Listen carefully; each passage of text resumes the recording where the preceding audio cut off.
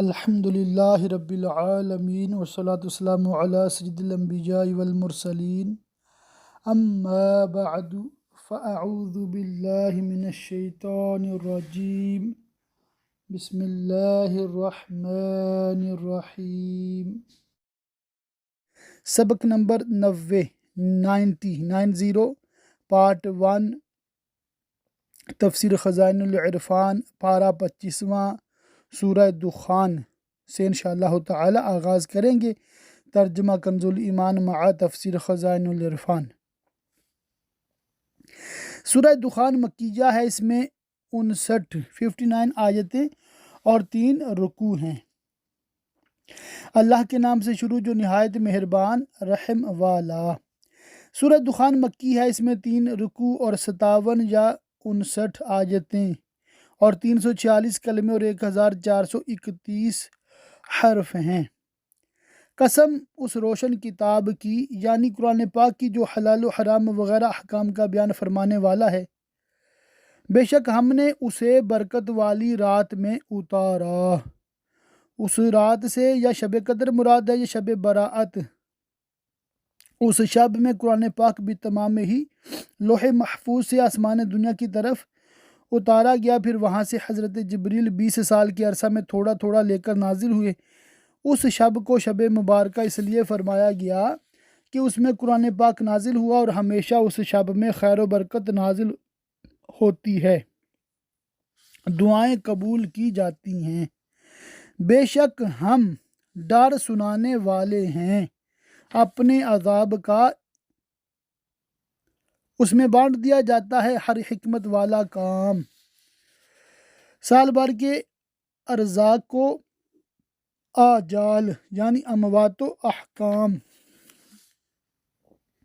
ہمارے پاس کے حکم سے، بے شک ہم بھیجنے والے ہیں اپنے رسول خاتم الانبیاء محمد مصطفیٰ صلی اللہ تعالی علیہ وسلم اور ان سے پہلے انبیاء کو، تمہارے رب کی طرف سے رحمت، بے شک وہی سنتا جانتا ہے۔ وہ جو رب ہے آسمانوں اور زمین کا اور جو کچھ ان کے درمیان ہے، اگر تمہیں یقین ہو کہ وہ آسمان و زمین کا رب ہے تو یقین کرو کہ محمد مصطفیٰ صلی اللہ تعالی علیہ وسلم اس کے رسول ہیں۔ اس کے سوا کسی کی بندگی نہیں، وہ جلائے اور مارے تمہارا رب اور تمہارے اگلے باپ دادا کا رب، بلکہ وہ شک میں پڑے کھیل رہے ہیں۔ ان کا اقرار علم و یقین سے نہیں بلکہ ان کی بات میں ہنسی اور تمسخر شامل ہے، اور وہ آپ کے ساتھ استہزاء کرتے ہیں۔ تو رسول کریم صلی اللہ تعالی علیہ وسلم نے ان پر دعا کی کہ یا رب انہیں ایسی 7 سالہ قحط کی مصیبت میں مبتلا کر جیسے 7 سال کا قحط حضرت یوسف علیہ السلام کے زمانہ میں بھیجا تھا۔ یہ دعا مستجاب ہوئی اور حضور سید عالم صلی اللہ تعالی علیہ وسلم سے ارشاد فرمایا گیا، تو تم اس دن کے منتظر رہو جب آسمان ایک ظاہر دھواں لائے گا کہ لوگوں کو ڈھانپ لے گا۔ چنانچہ قریش پر قحط سالی آئی اور یہاں تک اس کی شدت ہوئی کہ وہ لوگ مردار کھا گئے اور بھوک سے اس حال کو پہنچ گئے کہ جب اوپر کو نظر اٹھاتے آسمان کی طرف دیکھتے تو ان کو دھواں ہی دھواں معلوم ہوتا، یعنی ضعف سے نگاہوں میں خیرگی یعنی دھندلاہٹ آ گئی تھی، اور قحط سے زمین خشک ہو گئی، خاک اڑنے لگی، غبار نے ہوا کو مقدر یعنی میلا کر دیا۔ اس آیت کی تفسیر میں ایک قول یہ بھی ہے کہ دھوئیں سے مراد وہ دھواں ہے جو علامت قیامت میں سے اور قرب قیامت ظاہر ہوگا۔ مشرق و مغرب اس سے بھر جائیں گے، 40 روز و شب رہے گا۔ مومن کی حالت تو اس سے ایسی ہو جائے گی جیسے زکام ہو جائے، اور کافر مدہوش ہوں گے، ان کے نتنوں اور کانوں اور بدن کے سوراخوں سے دھواں نکلے گا۔ یہ ہے دردناک عذاب۔ اس دن کہیں گے اے ہمارے رب، ہم پر سے عذاب کھول دے، ہم ایمان لاتے ہیں اور تیرے نبی صلی اللہ تعالی علیہ وسلم کی تصدیق کرتے ہیں۔ کہاں سے ہو انہیں نصیحت ماننا، یعنی اس حالت میں وہ کیسے نصیحت مانیں گے، حالانکہ ان کے پاس صاف بیان فرمانے والا رسول تشریف لا چکا اور معجزات ظاہرات اور آیات بینات پیش فرما چکا۔ پھر اس سے روگرداں ہوئے اور بولے سکھایا ہوا دیوانہ ہے، جس کو وحی کی غشی طاری ہونے کے وقت جنات یہ کلمات تلقین کر جاتے ہیں، معاذ اللہ تعالی۔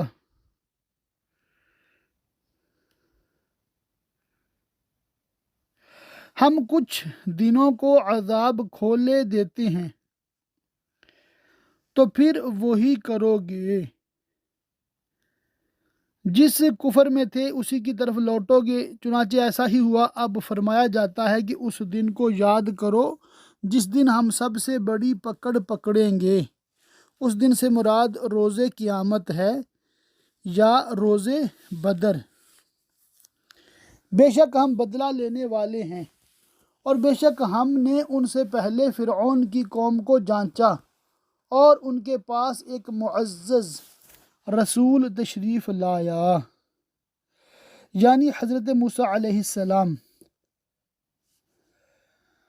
کہ اللہ کے بندوں کو مجھے سپرد کر دو، یعنی بنی اسرائیل کو میرے حوالے کر دو اور جو شدتیں اور سختیاں ان پر کرتے ہو اس سے رہائی دو۔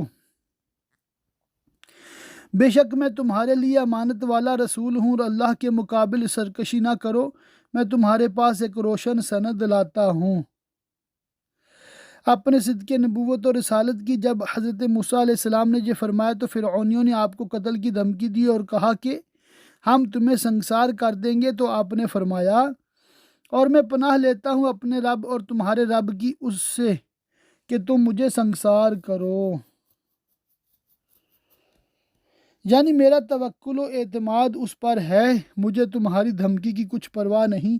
اللہ تعالیٰ میرا بچانے والا ہے، اور اگر تم میرا یقین نہ لاؤ تو مجھ سے کنارے ہو جاؤ، میری ایذا کے درپے نہ ہو۔ انہوں نے اس کو بھی نہ مانا، تو اس نے اپنے رب سے دعا کی کہ یہ مجرم لوگ ہیں، ہم نے حکم فرمایا کہ میرے بندوں یعنی بنی اسرائیل کو راتوں رات لے نکل، ضرور تمہارا پیچھا کیا جائے گا، یعنی فرعون مع اپنے لشکروں کے تمہارے در پہ ہوگا۔ چنانچہ حضرت موسیٰ علیہ السلام روانہ ہوئے اور دریا پر پہنچ کر آپ نے عصا مارا، اس میں 12 رستے خشک پیدا ہو گئے، آپ مع بنی اسرائیل کے دریا میں سے گزر گئے، پیچھے فرعون اور اس کا لشکر آ رہا تھا، آپ نے چاہا کہ پھر عصا مار کر دریا کو ملا دیں تاکہ فرعون اس میں سے گزر نہ سکے، تو آپ کو حکم ہوا اور دریا کو یوں ہی جگہ جگہ سے کھلا چھوڑ دے تاکہ فرعونی ان راستوں سے دریا میں داخل ہو جائیں، بے شک وہ لشکر ڈبویا جائے گا۔ حضرت موسیٰ علیہ السلام کو اطمینان ہو گیا اور فرعون اور اس کے لشکر دریا میں غرق ہو گئے اور ان کا تمام مال و متاع اور سامان یہیں رہ گیا۔ کتنے چھوڑ گئے باغ اور چشمے اور کھیت اور عمدہ مکانات، آراستہ پیراستہ مزین، اور نعمتیں جن میں فارغ البال تھے، عیش کرتے اتراتے۔ ہم نے یوں ہی کیا اور ان کا وارث دوسری قوم کو کر دیا، یعنی بنی اسرائیل کو جو نہ ان کے ہم مذہب تھے، نہ رشتہ دار، نہ دوست، تو ان پر آسمان اور زمین نہ روئے، کیونکہ وہ ایماندار نہ تھے، اور ایماندار جب مرتا ہے تو اس پر آسمان و زمین 40 روز تک روتے ہیں، جیسا کہ ترمذی کی حدیث میں ہے، مجاہد سے کہا گیا کہ کیا مومن کی موت پر آسمان و زمین روتے ہیں؟ فرمایا زمین کیوں نہ روئے اس بندے پر جو زمین کو اپنے رکوع و سجود سے آباد رکھتا تھا، اور آسمان کیوں نہ روئے اس بندے پر جس کی تسبیح و تکبیر آسمان میں پہنچتی تھی۔ حسن کا قول ہے کہ مومن کی موت پر آسمان والے اور زمین والے روتے ہیں اور انہیں مہلت نہ دی گئی توبہ وغیرہ کے لیے عذاب میں گرفتار کرنے کے بعد، اور بے شک ہم نے بنی اسرائیل کو ذلت کے عذاب سے نجات بخشی، یعنی غلامی اور شاقہ خدمتوں اور محنتوں سے اور اولاد کے قتل کیے جانے سے جو انہیں پہنچتا تھا فرعون سے۔ بے شک وہ متکبر حد سے بڑھنے والوں میں سے تھا، اور بے شک ہم نے انہیں یعنی بنی اسرائیل کو دانستہ چن لیا اس زمانہ والوں سے، اور ہم نے انہیں وہ نشانیاں عطا فرمائیں جن میں صریح انعام تھا کہ ان کے لیے دریا میں خشک رستے بنائے، ابر کو سائبان کیا، من و سلوہ اتارا، اس کے علاوہ اور نعمتیں دیں۔ بے شک یہ کفار مکہ کہتے ہیں وہ تو نہیں مگر ہمارا ایک دفعہ کا مرنا، یعنی اس زندگانی کے بعد سوائے ایک موت کے ہمارے لیے اور کوئی حال باقی نہیں۔ اس سے ان کا مقصود بعث یعنی موت کے بعد زندہ کیے جانے کا انکار کرنا تھا، جس کو اگلے جملے میں واضح کر دیا۔ اور ہم اٹھائے نہ جائیں گے بعد موت زندہ کر کے، تو ہمارے باپ دادا کو لے آؤ اگر تم سچے ہو اس بات میں کہ ہم بعد مرنے کے زندہ کر کے اٹھائے جائیں گے۔ کفار مکہ نے یہ سوال کیا تھا کہ قصیج بن کلاب کو زندہ کر دو اگر موت کے بعد کسی کا زندہ ہونا ممکن ہو، اور یہ ان کی جاہلانہ بات تھی، کیونکہ جس کام کے لیے وقت معین ہو اس کا اس وقت سے قبل وجود میں نہ آنا اس کے ناممکن ہونے کی دلیل نہیں ہوتا، اور نہ اس کا انکار صحیح ہوتا ہے، مگر کوئی شخص کسی نئے جمے ہوئے درخت یا پودے کو کہے کہ اس میں سے اب پھل نکالو ورنہ ہم نہیں مانیں گے کہ اس درخت سے پھل نکل سکتا ہے، تو اس کو جاہل قرار دیا جائے گا، اور اس کا انکار محض حمق یعنی بے وقوفی یا مکابرہ ہوگا۔ کیا وہ بہتر ہیں یعنی کفار مکہ زور و قوت میں،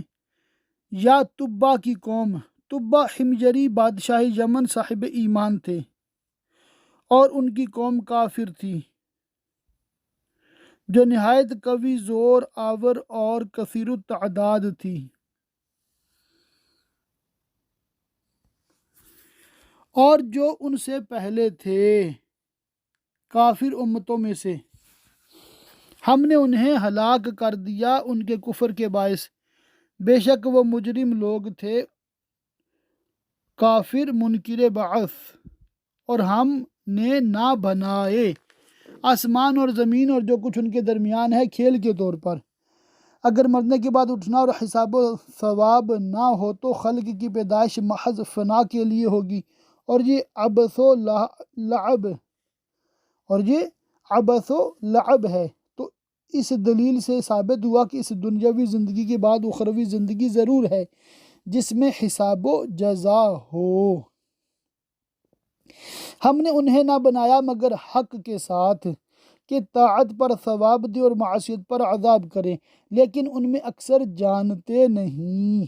کہ پیدا کرنے کی حکمت یہ ہے اور حکیم کا فعل عبث نہیں ہوتا۔ بے شک فیصلہ کا دن یعنی روز قیامت جس میں اللہ تبارک و تعالیٰ اپنے بندوں میں فیصلہ فرمائے گا ان سب کی میعاد ہے، جس دن کوئی دوست کسی دوست کے کچھ کام نہ آئے گا، اور قرابت و محبت نفع نہ دے گی، اور نہ ان کی مدد ہوگی یعنی کافروں کی، مگر جس پر اللہ رحم کرے، یعنی سوائے مومنین کے کہ وہ بإذن الہی ایک دوسرے کی شفاعت کریں گے۔ بے شک وہی عزت والا مہربان ہے۔ بے شک تھوہڑ کا پیڑ، تھوہڑ ایک خبیث نہایت کڑوا درخت ہے جو اہل جہنم کی خوراک ہوگا۔ حدیث شریف میں ہے کہ اگر ایک قطرہ اس تھوہڑ کا دنیا میں ٹپکا دیا جائے تو اہل دنیا کی زندگانی خراب ہو جائے۔ گناہ گاروں کی خوراک ہے، ابو جہل کی اور اس کے ساتھیوں کی جو بڑے گناہ گار ہیں۔ گلے ہوئے تانبے کی طرح پیٹوں میں جوش مارے، جیسا کھولتا پانی جوش مارے۔ جہنم کے فرشتوں کو حکم دیا جائے گا کہ اسے پکڑو یعنی گناہ گار کو، ٹھیک بھڑکتی آگ کی طرف بزور گھسیٹتے لے جاؤ، پھر اس کے سر کے اوپر کھولتے پانی کا عذاب ڈالو، اور اس وقت دوزخی سے کہا جائے گا کہ چکھ اس عذاب کو، ہاں ہاں تو ہی بڑا عزت والا کرم والا ہے۔ ملائکہ یہ کلمہ اہانت اور تذلیل کے لیے کہیں گے، کیونکہ ابو جہل کہا کرتا تھا کہ بطحا میں بڑا عزت والا کرم والا ہوں۔ اس کو عذاب کے وقت یہ طعنہ دیا جائے گا، اور کفار سے یہ بھی کہا جائے گا کہ بے شک یہ ہے وہ عذاب جو تم دیکھتے ہو، جس میں تم شبہ کرتے تھے اور اس پر ایمان نہیں لاتے تھے۔ اس کے بعد پرہیزگاروں کا ذکر فرمایا جاتا ہے۔ بے شک ڈر والے امان کی جگہ میں ہیں، جہاں کوئی خوف نہیں، باغوں اور چشموں میں پہنیں گے کریب اور کنادیز، یعنی ریشم کے باریک و دبیز لباس، آمنے سامنے کہ کسی کی پشت کسی کی طرف نہ ہو، یوں ہی ہے۔ اور ہم نے انہیں بیاہ دیا نہایت سیاہ اور روشن بڑی آنکھوں والیوں سے، اس میں ہر قسم کا میوہ مانگیں گے، یعنی جنت میں اپنے جنتی خادموں کو میوے حاضر کرنے کا حکم دیں گے، امن و امان سے کہ کسی قسم کا اندیشہ ہی نہ ہوگا، نہ میوے کے کم ہونے کا، نہ ختم ہو جانے کا، نہ ضرر کرنے کا، نہ اور کوئی اس میں پہلی موت کے سوا۔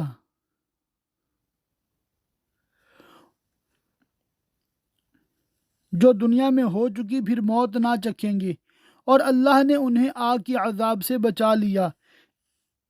اس سے نجات عطا فرمائی۔ تمہارے رب کے فضل سے یہی بڑی کامیابی ہے۔ تو ہم نے اس قرآن کو تمہاری زبان میں یعنی عربی میں آسان کیا کہ وہ سمجھیں اور نصیحت قبول کریں اور ایمان لائیں، لیکن لائیں گے نہیں۔ تو تم انتظار کرو ان کے ہلاک و عذاب کا، وہ بھی کسی انتظار میں ہیں تمہاری موت کے۔ قیل ھذہ الآیۃ منسوخۃ بآیۃ سیف، آیت جہاد سے یہ آیت منسوخ ہے۔ سورہ دخان اللہ کی رحمت سے مکمل ہوئی۔ آگے ہے سورہ جاسیہ۔ سورہ جاسیہ مکیہ، اس میں 37 آیتیں اور 4 رکوع ہیں۔ اللہ کے نام سے شروع جو نہایت مہربان رحم والا۔ یہ سورہ جاسیہ، اس کا نام سورہ شریعہ بھی ہے۔ یہ سورت مکیہ ہے سوائے آیت قل للذین آمنوا یغفروا کے۔ اس صورت میں 4 رکوع، 37 آیتیں، 488 کلمے،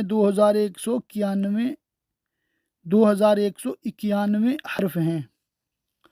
کتاب کا اتارنا ہے اللہ عزت و حکمت والے کی طرف سے، بے شک آسمانوں اور زمین میں نشانیاں ہیں ایمان والوں کے لیے، اللہ تعالیٰ کی قدرت اور اس کی وحدانیت پر دلالت کرنے والی۔ اور تمہاری پیدائش میں یعنی تمہاری پیدائش میں بھی اس کی قدرت و حکمت کی نشانیاں ہیں کہ نطفہ کو خون بناتا ہے، خون کو بستہ یعنی جمع ہوا کرتا ہے، خون بستہ کو گوشت پارا یعنی گوشت کا ٹکڑا، یہاں تک کہ پورا انسان بنا دیتا ہے۔ اور جو جانور وہ پھیلاتا ہے اس میں نشانیاں ہیں یقین والوں کے لیے، اور رات اور دن کی تبدیلیوں میں کہ کبھی گھٹتے ہیں کبھی بڑھتے ہیں، اور ایک جاتا ہے دوسرا آتا ہے۔ اور اس میں کہ اللہ نے آسمان سے روزی کا سبب می اتارا تو اس سے زمین کو اس کے مرے پیچھے زندہ کی، اور ہواؤں کی گردش میں کہ کبھی گرم چلتی ہیں کبھی سرد، کبھی جنوبی کبھی شمالی، کبھی شرقی کبھی غربی، نشانیاں ہیں عقل مندوں کے لیے۔ یہ اللہ کی آیتیں ہیں کہ ہم تم پر حق کے ساتھ پڑھتے ہیں، پھر اللہ اور اس کی آیتوں کو چھوڑ کر کون سی بات پر ایمان لائیں گے؟ خرابی ہے ہر بڑے بہتان، ہائے گناہگار کے لیے۔ یعنی نضر بن حارث کے لیے شان نزول کہا گیا کہ یہ آیت نضر بن حارث کے حق میں نازل ہوئی، جو عجم کے قصے کہانیاں سنا کر لوگوں کو قرآن پاک سننے سے روکتا تھا، اور آیت ہر ایسے شخص کے لیے عام ہے جو دین کو ضرر پہنچائے اور ایمان لانے اور قرآن سننے سے تکبر کرے۔ اللہ کی آیتوں کو سنتا ہے کہ اس پر پڑھی جاتی ہیں، پھر ہٹ پر جمتا ہے، یعنی اپنے کفر پر غرور کرتا ہے ایمان لانے سے، گویا انہیں سنا ہی نہیں، تو اسے خوشخبری سناؤ دردناک عذاب کی، اور جب ہماری آیتوں میں سے کسی پر اطلاع پائے اس کی ہنسی بناتا ہے، ان کے لیے خاری کا عذاب، ان کے پیچھے جہنم ہے، یعنی بعد موت ان کا انجام کار اور مآل ٹھکانہ دوزخ ہے۔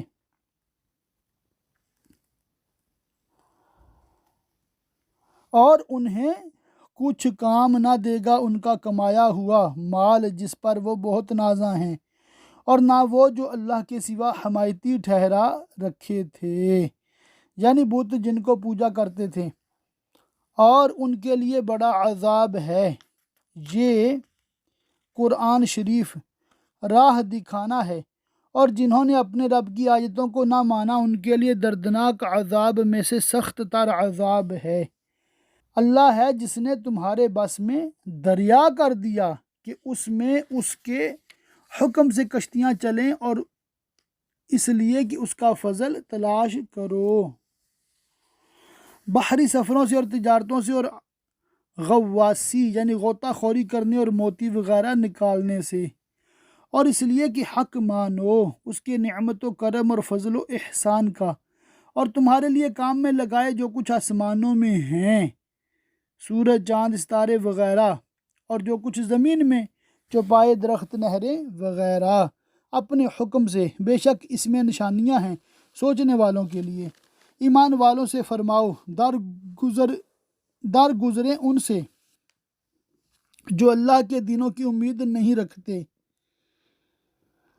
جو دن کہ اس نے مومنین کی مدد کے لیے مقرر فرمائے، یا اللہ تعالیٰ کے دنوں سے وہ وقائع یعنی واقعات مراد ہے جن میں وہ اپنے دشمنوں کو گرفتار کرتا ہے۔ بہرحال ان امید نہ رکھنے والوں سے مراد کفار ہیں، اور معنی یہ ہیں کہ کفار سے جو ایذا پہنچے اور ان کی کلمات جو تکلیف پہنچائیں، مسلمان ان سے درگزر کریں، منازعت یعنی جھگڑا نہ کریں۔ وقیلا ان الآیۃ منسوخۃ بآیۃ القتال، کہا گیا کہ یہ آیت جو ہے جہاد کی آیت سے منسوخ ہے۔ شان نزول، اس آیت کی شان نزول میں کئی اقوال ہیں، کئی قول ہیں۔ ایک یہ کہ غزوہ بنی مصطلق میں مسلمان بیر مریسی پر اترے، یہ کنواں تھا، عبداللہ بن ابی منافق نے اپنے غلام کو پانی کے لیے بھیجا، وہ دیر میں آیا تو اس سے سبب دریافت کیا، اس نے کہا کہ حضرت عمر رضی اللہ تعالیٰ عنہ کنویں کے کنارے پر بیٹھے تھے جب تک نبی کریم صلی اللہ علیہ وسلم کی اور حضرت ابوبکر صدیق رضی اللہ تعالیٰ عنہ کی مشقیں نہ بھر گئیں، اس وقت تک انہوں نے کسی کو پانی بھرنے نہ دیا۔ یہ سن کر اس بدبخت نے ان حضرات کی شان میں گستاخانہ کلمے کہے۔ حضرت عمر رضی اللہ تعالیٰ عنہ کو اس کی خبر ہوئی تو آپ تلوار لے کر تیار ہوئے، اس پر یہ آیت نازل ہوئی۔ اس تقدیر پر آیت مدنی ہوگی۔ مقاتل کا قول ہے کہ قبیلہ بنی غفار کہ ایک شخص نے مکہ مکرمہ میں حضرت عمر رضی اللہ تعالیٰ عنہ کو گالی دی تو آپ نے اس کو پکڑنے کا ارادہ کیا، اس پر یہ آیت نازل ہوئی۔ اور ایک قول یہ ہے کہ جب آیت من ذا الذی یقرض اللہ قرضا حسنا نازل ہوئی تو فنحاس یہودی نے کہا کہ محمد صلی اللہ علیہ وسلم کا رب محتاج ہو گیا معاذ اللہ تعالی۔ اس کو سن کر حضرت عمر رضی اللہ تعالیٰ عنہ نے تلوار کھینچی اور اس کی تلاش میں نکلے۔ حضور سیدی عالم صلی اللہ علیہ وسلم نے آدمی بھیج کر انہیں واپس بلوا لیا۔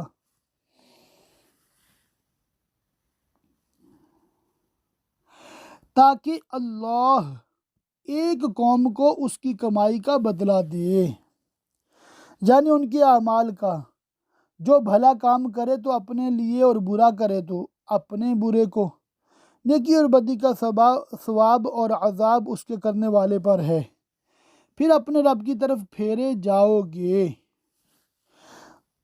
وہ نیکوں اور بدوں کو ان کے اعمال کی جزا دے گا۔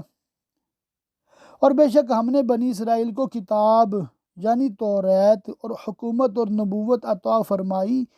ان میں بکثرت انبیاء پیدا کر کے، اور ہم نے انہیں ستھری روزیاں دیں حلال کشائش کے ساتھ، فرعون اور اس کی قوم کے اموال و دیار کا مالک کر کے اور من و سلوہ نازل فرما کر، اور انہیں ان کے زمانہ والوں پر فضیلت بخشی، اور ہم نے انہیں اس کام کی یعنی امر دین اور بیان حلال و حرام اور سید عالم صلی اللہ علیہ وسلم کی مبعوث ہونے کی روشن دلیلیں دی، تو انہوں نے اختلاف نہ کیا حضور سید عالم صلی اللہ علیہ وسلم کی بعثت میں، مگر بعد اس کے کہ علم ان کے پاس آ چکا، اور علم زوال اختلاف کا سبب ہوتا ہے، اور جہاں ان لوگوں کے لیے اختلاف کا سبب ہوا،